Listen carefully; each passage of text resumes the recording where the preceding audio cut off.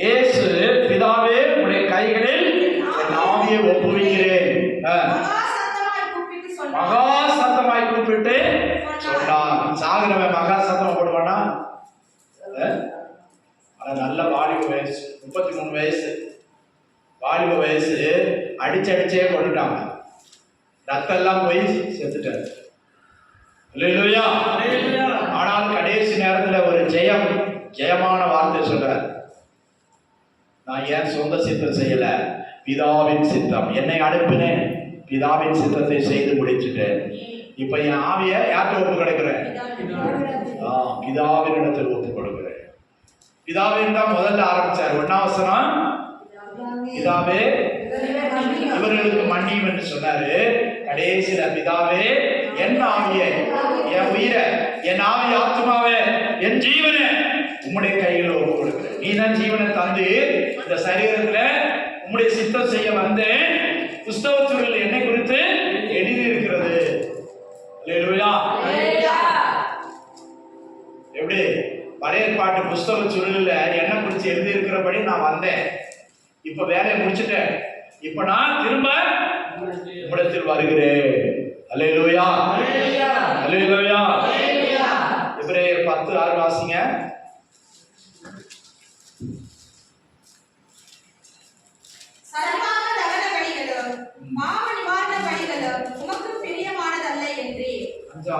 சேர்த்து வாசி. ஆகையால் அவர் உலகத்தில் பிரவேசிக்கும் போது பலியையும் காணிக்கையையும் நீர் விரும்பவில்லை, ஒரு சரீரத்தை எனக்கு ஆயத்தம் பண்ணினீர். பாருங்க, ஒரு சரீரத்தை எனக்கு ஆயத்தம் பண்ணினீர். எனக்கு ஆயத்தம் பண்ணினீர். 7ஆம் வசனம், அப்பொழுது நான் தேவனே உம்முடைய சித்தத்தின்படி செய்ய இதோ வருகிறேன், புஸ்தக சுருளில் என்னை குறித்து எழுதியிருக்கிறது என்று சொன்னேன் என்றார்.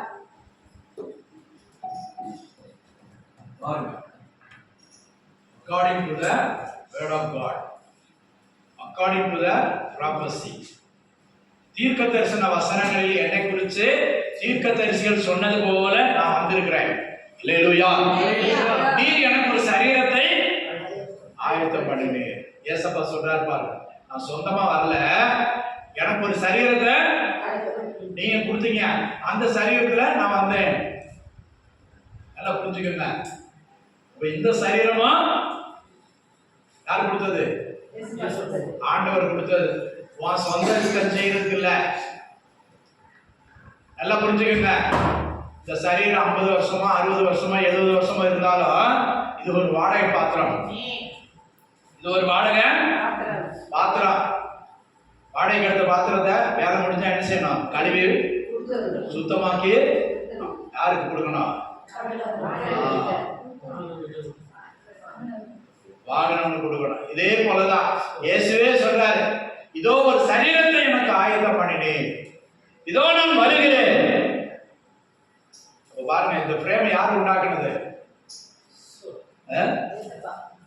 நீங்களும் நானும் இந்த வயசுல இந்த இடத்துல இருக்கணும், இதை செய்யணும், என்னை ஆராதிக்கணும்ட்டு ஒரு சரீரத்தை கொடுத்துருக்கிறார். இந்த சரீரத்தை போய் பிசாசுக்கு ஒப்பு கொடுக்கலாமா? இந்த சரீரத்திலிருந்து பிசாசை துதிக்கலாமா? இந்த சரீரத்திலிருந்து பிசாசை மகிமைப்படுத்தலாமா? இந்த சரீரத்திலிருந்து பிசாசுடைய சித்தத்தை செய்யலாமா? அப்போ என்னை அனுப்பினவிட பிதாவின் சித்தம் செய்ய நான் வந்தேன் என்று இயேசு சொல்றார். இயேசுவின் சித்தம் செய்ய அவராலே, அவருடைய ரத்தத்தாலே இந்த சரீரம் மீட்கப்பட்டிருக்கிறது. அல்லேலூயா. அல்லேலூயா. இயேசு சொல்றார், இனி பாவம் செய்யாதே, இனி தவறு செய்யாதே, இனிவோ சொந்த இஷ்டப்படி நடக்காது. நம்மளும் கடைசியில் இந்த வார்த்தையை சொல்லணும். என்ன வார்த்தைய? பிதாவே உடைய கைகளில் என் ஆவியை ஒப்புக்கணும். நல்ல தெளிவு இருந்தா இந்த பாட்டு பாடுங்க, அப்படி சொல்லி பாட வைக்கணும் பக்கத்துல இருக்கிறவங்க. எனக்காக ஜெபம் பண்ணுங்க. இதா டைம் ஆயிடுச்சு.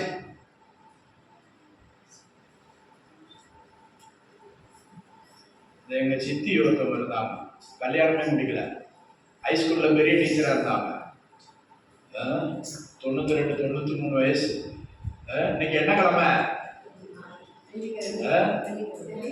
அவங்க கேட்டாங்க, இன்னைக்கு என்ன புதன்கிழமை ஆயிடுச்சா, வியாழக்கிழமை ஆயிடுச்சா, நான் போகணும், நான் போறேன். எங்க அக்கா வந்து நிக்கிறாங்க, எங்க அம்மாவை சொன்னாங்க,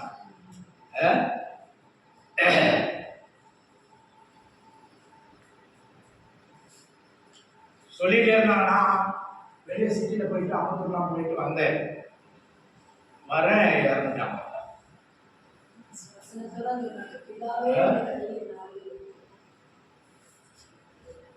அல்லேலூயா. நம்முடைய முடிவு அப்படி இருக்கணும். ஒரு ஆரம்பம், ஒரு முடிவு. எல்லாவற்றுக்கும் ஒரு முடிவு உண்டு. இப்போ நம்முடைய ஆரம்பம் அற்பமாயிருந்தால், நம்ம பிறக்கும் போது சிலர் கிராமத்தில் பிறப்பாங்க, 2-3 கிழவி வந்து பிரசவம் பார்ப்பாங்க. 2-3 கிழவிகள் வந்து பிரசவம் பார்ப்பாங்க. பிரசவம் பார்த்துட்டு உனக்கு ஆண் குழந்தை பிறந்திருக்கு, பெண் குழந்தை பிறந்திருக்குன்னு பார்த்து எடுத்து செய்ய வேண்டிய செஞ்சுட்டு போவாங்க. ஆனா முடிவு எப்படி இருக்கணும்? 4 பேர் சாட்சி சொல்லலாம். அல்லேலூயா. நீனும் ஒரு நல்ல வார்த்தை சொல்லிட்டு மறிக்கணும். தாத்தா கூட நான் வீட்டுக்கு போறேன் அப்படின்னு சொன்னார். யாரு? ஞானியர் தாத்தா. அதே போல நம்மளும் சொல்லணும், நான் என் வீட்டுக்கு போறேன், சொந்த வீட்டுக்கு போறேன். இயேசு என்ன சொல்லி முடிச்சாரு?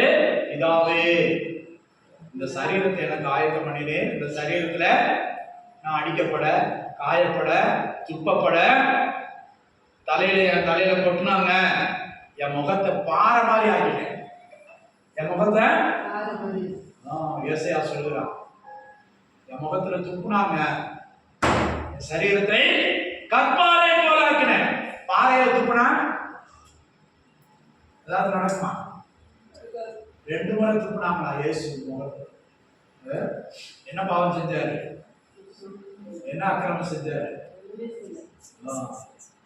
ஆனாலும் அவர் சொல்றாரு, சத்தமாய் முடிந்தது, முடிச்சிட்டேன், எல்லாம் முடிச்சிட்டேன்.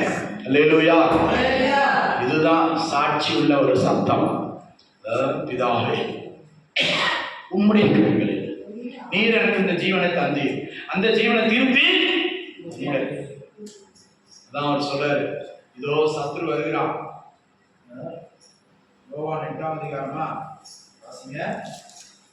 இதோ பிசாசு வருகிறான், அவனுக்கு என்னிடத்தில் ஒன்றும் இல்லை.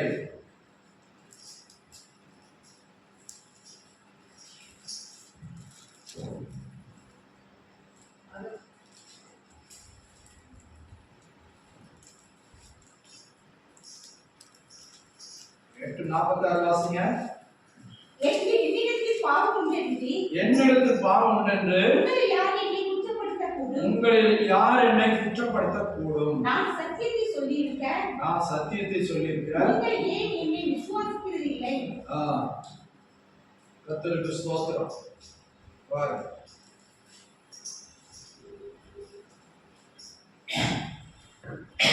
நமக்கு சொல்ல முடியுமா? உங்களில் யார் என்னிடத்தில் பாவம் உண்டென்று சொல்ல முடியும்? என்னிடத்தில் பாவம் உண்டென்று உங்களுக்கு யாருக்காவது சொல்ல முடியுமா? கர்த்தருக்கு ஸ்தோத்திரம். இதோ பிசாசு வருகிறான், என்னிடத்தில் அவனுக்கு ஒன்றும் இல்லை. கர்த்தருக்கு ஸ்தோத்திரம். அல்லேலூயா. அல்லேலூயா.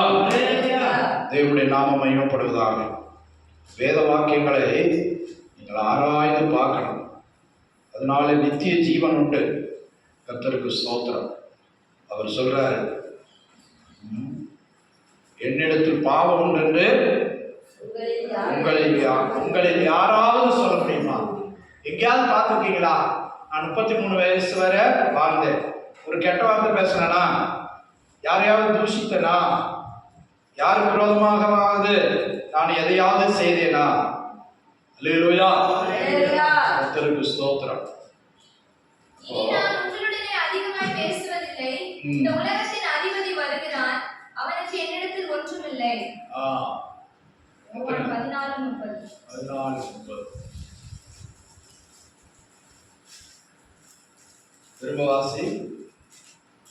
இனி நான் உங்களுடனே அதிகமாய் பேசுவதில்லை. இனி நான் உங்களுடன் அதிகமாய் பேசுவதில்லை.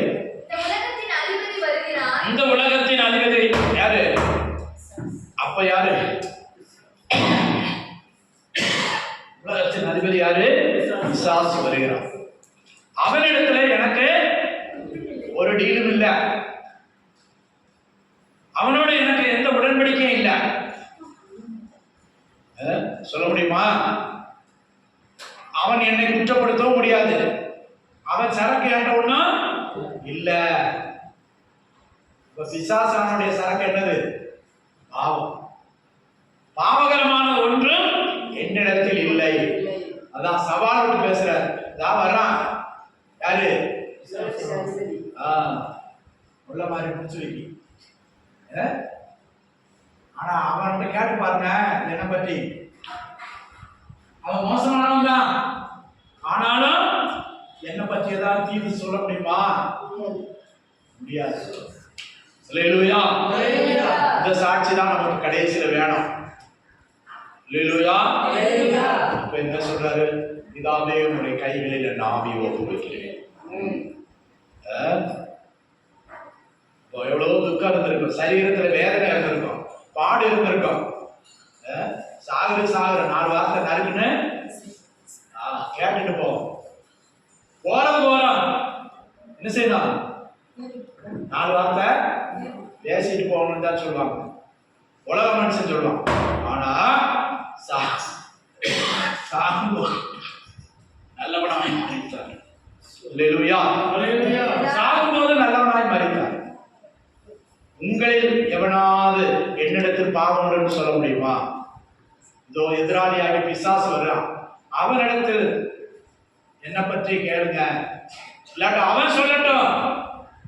என்னிடத்தில் ஏதாவது அவன் சரக்கு என்கிட்ட இருக்கா? அல்லேலூயா. இன்னைக்கு நம்ம எத்தனை பேர் விசுவாசிகள்? நாம் எத்தனை பேர் அப்படி சொல்ல முடியும்? பிசாசு உங்களை குற்றப்படுத்துவானா? படுத்த மாட்டானா? ராப்பகராய் சகோதரன்மார் மேல் குற்றத்தை சுமத்துகிறவன் பிசாசு. ஆனா அவன் குற்றம் சுமத்தாதபடிக்கு நாம் நம்மை காத்துக்கொள்ளணும். அல்லேலூயா. அல்லேலூயா. நமக்கும் ஒரு சரீரத்தை ஆண்டவர் தந்திருக்கிறார். ஆணாகவோ பெண்ணாகவோ நம்மை படைத்திருக்கிறார். நீங்க நினைக்கலாம், நான் என் சரீரம், இது என் கை, என் காலு இருக்கிற வரை நான் என்ன செய்வேன்? எங்கேயும் ஓடுவேன், எங்கேயும் நடப்பேன், எதையும் செய்வேன். ஏன் உடம்பு அப்படி இல்லை. ஆண்டவர் சொல்றார், இதோ ஒரு சரீரத்தை எனக்கு ஆயத்தம் பண்ணினீங்க. அந்த சரீரத்தில் இருந்து கொண்டு அந்த சரீரத்தை வாடகைக்கு தந்தவருடைய சித்தத்தை செய்யும். ஒரு வாடகை வீட்டில் இருக்கும்போது அந்த கக்கூசை இடிச்சு வேற மாதிரி செய்ய முடியுமா? நான் தான் மாசம் உனக்கு வாடகை தரல, இந்த ஜன்னல் இந்த பக்கம் இருக்கக்கூடாது, இந்த பக்கம் தான் இருக்கணும், உடச்சு வைக்க முடியுமா? இல்ல. அதுதான் சொல்றாரு, நீங்கள் பெற்ற சரீரம் தேவனுடைய ஆலயமாக இருக்கிறது. ஒருவன் தேவனுடைய சரீரத்தை கெடுத்தால் கர்த்தர் அவனை கெடுப்பார், அழிப்பார். இந்த சரீரம் தேவனுடைய ஆலயம், அவர் தங்கி இருக்கிற ஆலயம், பரிசுத்த ஆவியானவருடைய ஆலயம். அல்லேலூயா. அது அவராலே நாம் பெற்றிருக்கிறோம். அதை நாம் பாதுகாக்கணும், அதை நாம் பராமரிக்கணும், அதை நாம் காத்துக்கொள்ளணும். காத்துக்கொண்டு தேவனுடைய சித்தத்தை செய்ய வேண்டும். கடைசியில் சாட்சியாய் அவரிடத்தில் நாம் போக வேண்டும். அல்லேலூயா. அல்லேலூயா. நான் 7வதாக கடைசியா சொன்னார். முடிந்தது என்று சொன்னவர் கடைசியாக என்ன சொன்னாரு? இந்த பூமியில நான் எல்லாத்தையும் முடிச்சுட்டேன், இனி நான் உம்மிடத்தில் வருகிறேன். நான் வந்த வேலையை முடிச்சுட்டேன், அடுத்த வண்டி ஏறுறேன். வண்டி ஏறி எங்க போறேன்? கடைசி வண்டி எல்லாருக்கும் வரும். நாளைக்கு வரேன்னு சொல்ல முடியாது. கேக்குதா? லாஸ்ட் பஸ் ஒண்ணு இருக்குது, அந்த வண்டி வரும். சொல்ல முடியுமா? யாராவது சொன்னாங்க நாளை நீ முதல்ல எழுதிட்டு போப்பா, நாளைக்கு வந்துடுறேன். அப்புறம் வரும்போது நீ தானே எழுதிட்டு போயிருக்க நாளைன்னு, இப்ப நாளை அந்த வண்டி வந்துச்சுன்னா ஏறித்தான் ஆகணும். என் பிள்ளைய பார்க்கணும், குட்டியை பார்க்கணும், பேத்தியை பார்க்கணும், பேரனை பார்க்கணும், ஒரு வார்த்தை சொல்லிட்டு வருவேன், அதெல்லாம் கிடையாது. வண்டி வந்து சேருமா, ஏறு. அல்லேலூயா. சந்தோஷத்தோட நம்முடைய ஓட்டத்தை முடிக்கணும். பவுலப்போஸ்தலன் சொல்றான், சந்தோஷத்தோட ஓட்டத்தை முடிக்கவுமே விரும்புகிறேன். அல்லேலூயா. துக்கத்தோட ஆண்டவர் எப்படி நடத்துறாரு, துக்கத்தோட அல்ல சந்தோஷத்தோட ஓடி முடிக்கணும். பூமியில ஆண்டவர் நமக்கு ஒரு ரட்சிப்பை தந்திருக்கிறார், அபிஷேகத்தை தந்திருக்கிறார், ஆலோசனை தருகிறார். ஆண்டவருடைய ஆலயத்தில் வரும்போதெல்லாம் நம்மை உபதேசிக்கிறார், நல்வழிப்படுத்துகிறார். இந்த பாக்கியத்தை பெற்ற வேறே ஜனம் எது, வேறே ஜாதி எது? இந்த நற்செய்தியை பெற்ற ஆண்டவர் இஸ்ரவேலை பார்த்து சொல்றார், தேவனை இவ்வளவு சமீபமாய் பெற்ற வேறே ஜாதி எது? அல்லேலூயா. ஆவிக்குரிய இஸ்ரவேலராய் நம்மை பார்த்து ஆண்டவர் சொல்றாரு, இவ்வளவு சமீபமாய் உன்னை நான் கொண்டு வந்திருக்கேன், எனக்கு பக்கத்துல நான் வச்சிருக்கிறேன். இது போல ஒரு ஜாதி இல்ல, இது போல ஒரு ஜனக்கூட்டம் இல்ல. நீ கொஞ்சம் பெருசுன்னு பார்க்காத, அழிவை நோக்கி பெருங்கூட்டம் ஓடுது, அதை நீ பார்க்காத. ஆனா கொஞ்சம் பேரை நான் தேர்ந்தெடுக்கிறேன் எனக்காக. அவங்க இன்னைக்கு எல்லாரும் ஆராதித்து கொண்டு இருக்கிறாங்க, இன்னைக்கு எல்லாம் தேவ சமூகத்தில் உபவாசித்துக் கொண்டு இருக்கிறாங்க, ஜோமடி கொண்டு இருக்கிறாங்க, ஆண்டவருடைய வார்த்தைகளை தியானித்துக் கொண்டு இருக்கிறாங்க. அவங்களை தான் அவர் பார்த்து கொண்டு இருக்கிறார். அல்லேலூயா. இவ்வளவு சமீபமாய் பெற்ற வேறே ஜாதி எது? நம்மை பார்த்து இதான் பிரித்தெடுக்கப்பட்ட ஜாதி, எனக்கு சொந்தமான ஜாதி, சொந்தமான ஜனம். எத்தனை பேர் இன்னைக்கு கூட வர முடியல, இன்னைக்கு கூட வர முடியல, இன்னைக்கு கூட தேவ சமூகத்தை அனுபவிக்க முடியல. அல்லேலூயா. கர்த்தர் எனக்கு உங்களுக்கு ஆண்டவருடைய திருவாய்மொழி இந்த வார்த்தைகளை கேட்கவும் தியானிக்கவும் ஆண்டவர் பாக்கியம் தந்திருக்கிறார். அல்லேலூயா. அந்த ஊருக்கு போன சகோதரி கூட ஊருக்கு போயிட்டாங்கன்னு தான் சொல்லிக்கிட்டு இருந்தாங்க காலையில கூட, ஆனா ஆண்டவர் கொண்டு வந்திருக்காரு பாருங்க. அல்லேலூயா. ஆண்டவருடைய பாதவிட எவ்வளவு அருமையானது. மரியா சொல்றான், அவருடைய சமூகம், அவருடைய பாதவிடம் ஒன்றே மேலானது, தேவையானது ஒன்றே. மரியா தன்னை விட்டு நல்ல பங்கை தெரிந்து கொண்டார். அல்லேலூயா. நீ நல்ல பங்கை தெரிந்து கொண்டு இருக்கிற, இதை கைவிட்டுறாத, கைவிட்டு போக கூடாது. அல்லேலூயா. திருநெல்வேலியில் ஒரு அம்மா ஒரு வாய்க்கால் ஓரமா நின்றுட்டு இருந்தாங்க, வாய்க்கால் ஓரமா கை குழந்தையோட வச்சுக்கிட்டு இருந்தாங்க. பார்த்தா வாய்க்கால்ல ஒரு பெரிய பலாப்பழம் அப்படியே தண்ணியில அடிச்சுட்டு வருது. என்னது? பலாப்பழம். இவ்வளவு பெரிய பழம் அடிச்சுட்டு வருது அப்படின்னு சொல்லிட்டு, வாய்க்கால் தானே அப்படின்னு குழந்தைய அப்படி வச்சுட்டு போய் அப்படியே அந்த பலாப்பழத்தை கெட்டி பிடிச்சி அணைச்சு தூக்கிட்டு வந்தாங்க. நல்ல பழுத்த பழமா மனம் அடிச்சான். கரைக்கு வந்து பாக்குறாங்களா, குழந்தை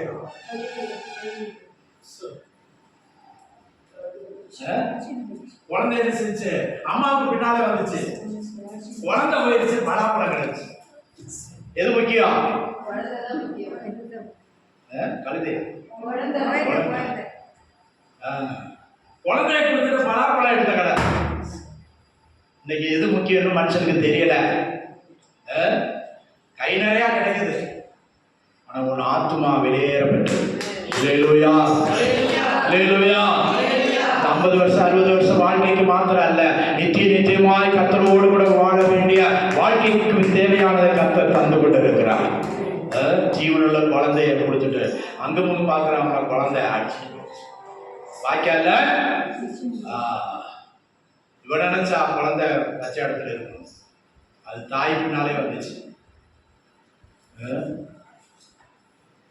ஒரு நான் தெரியாம ஒரு ஆள்கிட்ட கேட்டேன், இப்படி கதை சொல்லுவாங்கல்ல, திருநெல்வேலி ஜங்ஷன்ல பழைய பஸ் ஸ்டாண்டுல ஒரு ஆள்கிட்ட கேட்குறேன், அந்த ஊருக்காரர்கிட்ட, இந்த குழந்தைய கொடுத்துட்டு பலாப்பழம் எடுத்துக்காங்க. ஐயா, அது மேலதான் நம்ம பாலத்தில் நின்றுக்கிட்டு இருக்கோம், நடந்த சம்பவம். அந்த வாக்கியாவில இப்ப பாலம் போட்டிருக்குது. அது மேலதான் நம்ம நின்றுகிட்டு இருக்கோம் அப்படின்னு சொன்னான். இப்ப அது மேலதான் நம்ம நின்றுகிட்டு இருக்கோம். உனக்கு குழந்தை வேணுமா, பலாப்பழம் வேணுமா? நல்ல பழுத்த பழம், நல்ல மனம் அடிக்குது, நல்ல தேன் இருக்குது.